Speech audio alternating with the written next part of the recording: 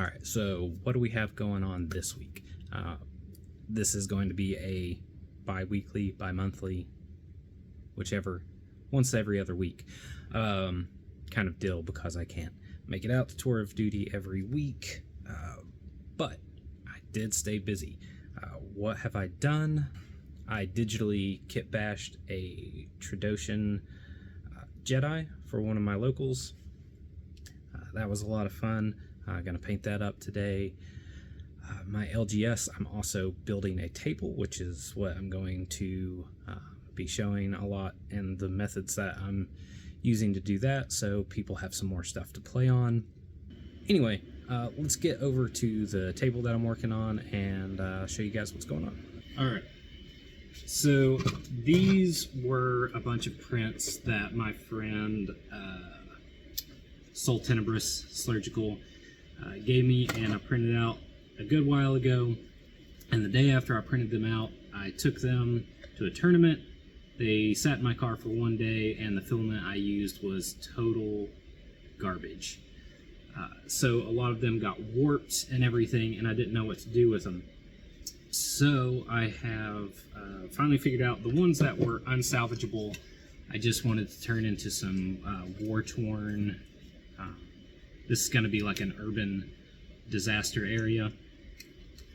So I took filler and just filled in all the parts where I ripped them off. I took all the really warped parts, just took some pliers and ripped them apart, and then took the filler and put them in so they didn't look like 3D prints. So once I paint this, which I'm gonna just completely redo, it's gonna be fine. The ones that were salvageable, I took a heat gun and I heated up, and I slowly started kind of pushing everything back into shape. They're not perfect, but they're doable. And then some stuff was just completely unsalvageable. It was too warped, but this piece I really liked. I wanted to do something with it. I'll show you. The top is still warped. That goes up here. And yeah, we've just got some other bits and pieces to kind of fill out the table. So yeah, I'm just going to show you some methods, and then we'll talk about how the games went, who I played. We've got a couple other new people that are wanting to join in. So it's pretty exciting. Things are moving along. Started off just heating up the top part of that to show how I kind of bent everything back together. Heated up with a heat gun, set it down flat until it cooled enough, and then just fit it as I could, just going back and forth, making sure it was flat enough. Oops. And then started to fill in the underside. I used a stir stick. I used a stir stick to set as a base, and then just hot glued a bunch of random bits and pieces, boxes and extra 3D printed parts, and some of the scraps off of all the broken bits, just trying to fill it in and reinforce it. This would just help with gameplay ability, so you wouldn't have some little spot that people were trying to cram minis under or anything. The idea behind this is just some area light, difficult area light if you really wanted to. The 3D printed supports looked like industrial. Then I printed off some sci-fi palettes, just added some dollar store Jenga blocks to it, and then took some dry wipes, soaked them in paint and glue, and then wrapped them right over the top of that, and just folded it so it looked like a natural lying tarp. This is just some good scatter terrain, and mixed up some texture paste.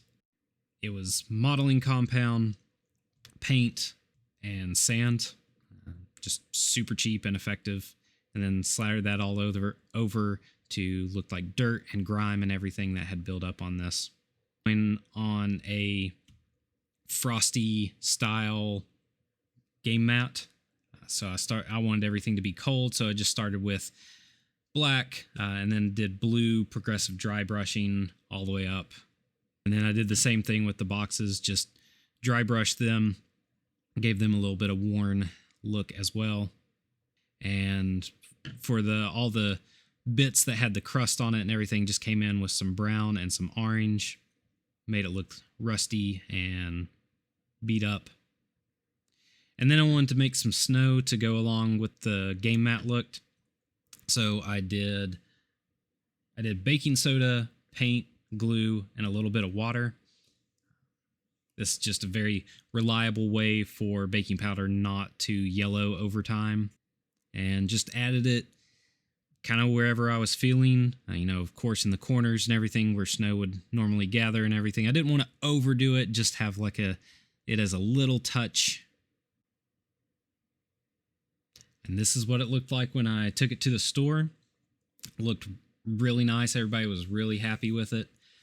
The 423rd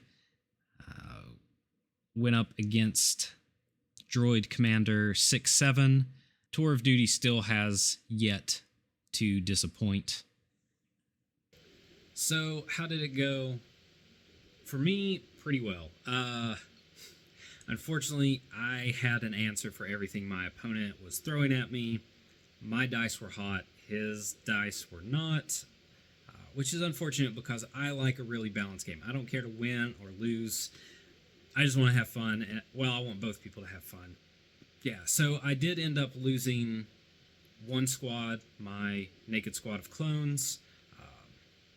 I'm going to do some updates, which I'll tell you guys in the next video, as well as I'm working on some new scenarios and everything just to try out. If I do end up doing a Tour of Duty tournament at some point, I'd like to have some custom scenarios, and I want to play through those. And my group is pretty open to trying new things and seeing what works and what doesn't and everything. I'm very blessed with that. We've also got a whole bunch of new people that have been showing interest. The new Legion boxes are out. That's garnering attention. Tours of Duty, a lot of people are talking about it. So we have a lot of local interest, and we're going, in the matter of a few weeks, we've gone from like 4 regular to 6 to 8 and everything. So I don't expect it to grow exponentially, but one can always hope. So I think that all went well, and hopefully next time I'll be able to show you guys the scenarios and talk about them and everything. Until then, have a good one.